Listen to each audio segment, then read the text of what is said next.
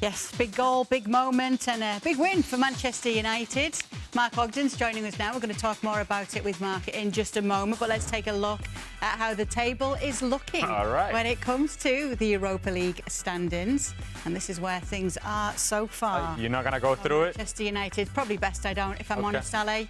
What we will do, though, is talk to you guys about how that all played out. They're in fourth as it stands right now, Manchester United, after that win. Reaction, Stevie, to what you saw tonight? Well, Manchester United deserved to win. But quite frankly, they were playing against the Rangers reserve team. And let's remember, this is a Rangers side that are, in Scotland, 13 points behind Celtic after 23 games. So Manchester United won the game. They deserved to win the game.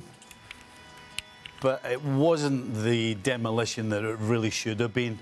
I mean, by the finish of the game, Rangers had a bunch of kids on. They had 18-year-olds and 19-year-olds coming on as subs. So it's a win. They're sitting comfortable in this table, but it really doesn't change an awful lot in terms of what we think of Manchester United, to be honest. Got to change a lot in terms of morale, boost of confidence for the players, no doubt, Ale. Well, I think at this point you'll take anything if you're Manchester United. Anything that makes you feel a whole lot better than what you were feeling like prior to this game. You had your manager in a press conference refer to you as the worst Manchester United team in the history of the club. That doesn't make you feel all that great. And so you're looking for things that get you excited to show up for training, that get you believing in what you're doing. I don't know how far this takes you down that path and takes you down that dream of actually believing the things that Ruben Amorim is saying, but it is far better than dropping points in this match. It's far better than losing this match. And look, we didn't show it, but Rangers had a couple of chances early on, and you're thinking, you got to be kidding me. This lesser version of Rangers is still giving Manchester United issues, but we shouldn't be surprised. Manchester United they're searching. And they're struggling to find that confidence. And to your point, this will go some other way. I wouldn't say a long way, but this will go some other way to restore some of that confidence. And no broken TVs in the dressing room tonight either from Amorim, Mark?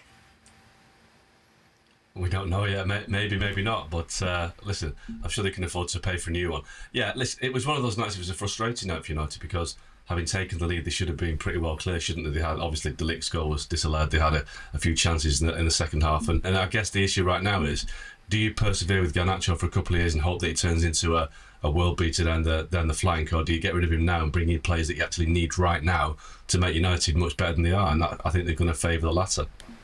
Speaking about making United better, how's it gone down, Amorim's comments, Mark, about being the worst Manchester United in club history?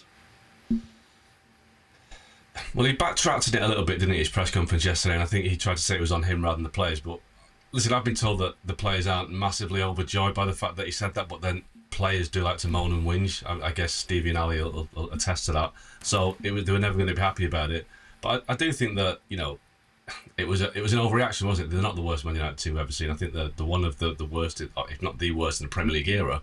They're not the worst United team we've ever seen. But I think that what Amorim has tapped into is that a lot of the United fans that I speak to are glad that he's saying these things. They think that they need to shake up the dressing room, they need to shake up the club, and he's been quite brutal, quite honest.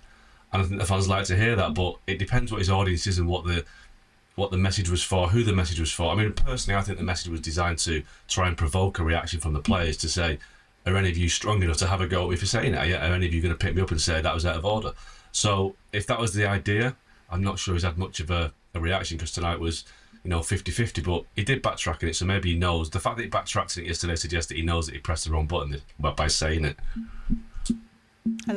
What I would say is that usually the players that need a message like this, when the manager puts it out into a public forum, those same players that really need this message are actually the players that are further away from actually grasping that message. Don't get it. No, he wasn't talking about me. He must have been talking about somebody else. That's how out of tune this message is, because if indeed you want to get this across to specific players, then you actually grab the specific players and you tell them directly. Because most of the time, those guys, they're going to say, well, he wasn't talking about me. He must have been talking about that guy.